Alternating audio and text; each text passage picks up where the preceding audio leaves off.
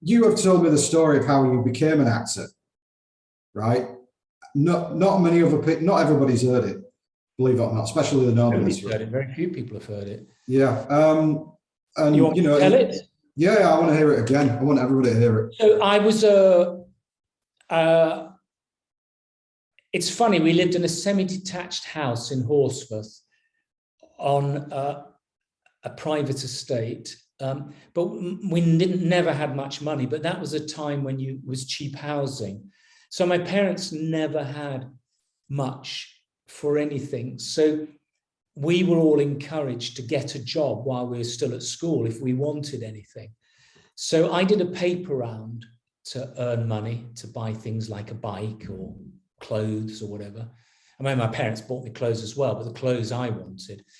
And it's the only time in my life ever that I've been motivated. Oh, one other time that I was motivated solely by money. So I did an afternoon paper round after school, evening it was, and I used to deliver in, it was called Brownbury Avenue, Brownbury Road, I can't remember, going up to what's now Leeds Trinity University, so the caretaker there. I used to deliver to Mark Almond of Soft Cell.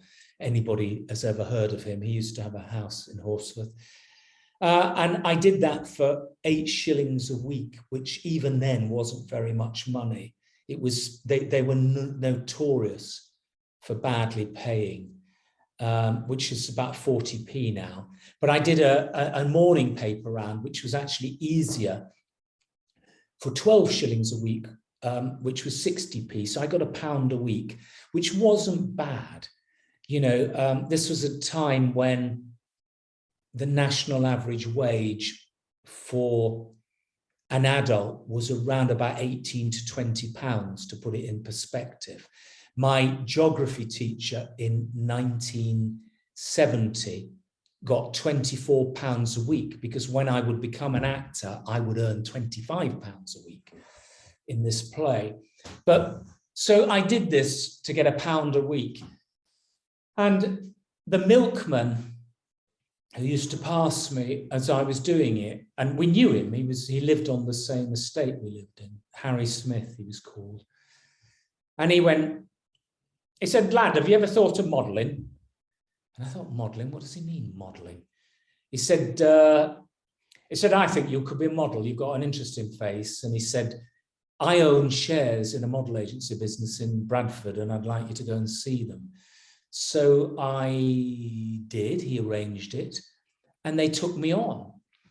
And I would get, in those days, people, including my parents, everybody bought things via Grattan's catalogue or Kay's catalogue, where you would see something in the catalogue and you would buy it. I bought my first bike that way. And you would put, say, 3 shillings down, and then you would pay 6pence for 3 years or 2, however long it was. And it was a way that, you know, working people who didn't have disposable incomes could afford things. And they were very popular. And almost everyone I went to Benton Park with, also, everybody bought by catalogues. You didn't have, obviously there's no internet, but you didn't have the sort of Primarks, and they were predominantly clothes, but also things like washing machines and all kinds of stuff. So there was no budget outlet for clothing. So clothing was quite expensive then in comparison with what it is today, based on what people earn. So I would go off to Roundhay Park, I remember once, doing for football gear, and I think it was for Kay's catalogue. And I would stand there with my arms crossed, you know, and with my foot on a ball, wearing, you know, football kit with T-shirt and shorts, socks and boots. And then underneath the photograph, they would say, "These boots are, you know, £1 shilling down and 3pence for however long. This T-shirt is this much," and all of that. So it would be each of the items. And I got 3 guineas for that. And it would take me 2 hours, 2 hours work for 3 guineas. Whereas my paper round, the evening paper round, was an hour, and the morning one was about an hour and a half. although it was easier, there were more houses and I had to walk there, it was further away. And so this, I thought, was money for old rope. So I thought, oh, there's something in this. And I did a commercial. Bradford was a big centre for making television commercials. So Yorkshire Television has only just started, and ITV was split up into different sections. So there was the BBC, BBC One, BBC Two, and then there was an ITV channel. That was all, just 3 channels. And ITV was the only one with commercials. And it was split into different regions, 13 or 15 regions. And the Big Five, it was controlled by the Big Five, and Yorkshire Television was one of the Big Five, and Granada in Manchester was another one. And most of the commercials for those two, when they didn't take nationals commercials, they used to have a lot of local commercials. They were made by this company in Bradford. And so I did modeling, and I thought, maybe there's something in this. Maybe there's a business in this for me. But I don't like the idea of modeling. What about acting? And I talked it over with my English teacher, and she got me into the Eden Amateur Operatic and Dramatic Society. And then from there, because Yorkshire Television had just started, they were employing a lot of extras. They did lots of programs then. ITV only does Emmerdale now. But in those days, Yorkshire Television used to make loads, major supplier of drama. And I got an agent in Leeds, and she wanted 25 guineas for me to do her acting class. And I would go on this wall chart as well, which she would send to prospective employers. And my parents didn't have 25 guineas, and I certainly didn't have that saved up. So I didn't do the acting classes, but because there was a space on the wall chart, there were like 50 kids on there. There was one space, so she put my photograph on there.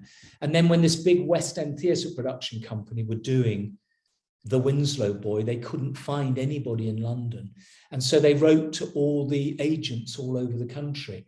And she sent down this wall chart, and they looked at it, and the only one person they wanted to see was me, which was the irony, because I hadn't, paid any money. And so I went for the audition, and they liked me, and they said, you've got a Yorkshire accent, and that's not right for the character. Can you try and get rid of it? So I spent 4 weeks trying to get rid of it. And then they said, oh, yes, we think there's an improvement there. You've got a good ear for accents and things. So they paid for me to have 5 weeks of elocution lessons. And then I did it on the tour. And Kenneth More, who was then a very big film star, Google him if you don't know him, he was the lead in it. And just before it opened in the West End, he got rid of me. And I always thought it was because he thought I was a bad actor. And it was only when my father died 29 years later, I found some correspondence from these producers. And he just said, David's still a working class common boy. This is what he told the producers, I want rid of him.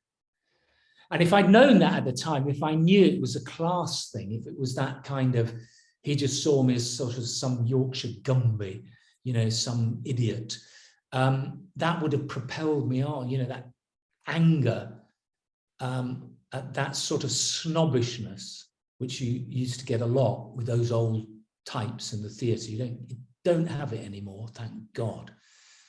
And I later did it on tour with Richard Todd, who was a much bigger film star than Kenneth More ever was. And Richard Todd had starred as Robin Hood for Disney and starred as Rob Roy for Disney and was nominated for an Oscar in a film with Ronald Reagan, who became the president of America. And he worked for Hitchcock, and he was the star of the Dam Busters. And he didn't care. He thought it was fine. So I became an actor.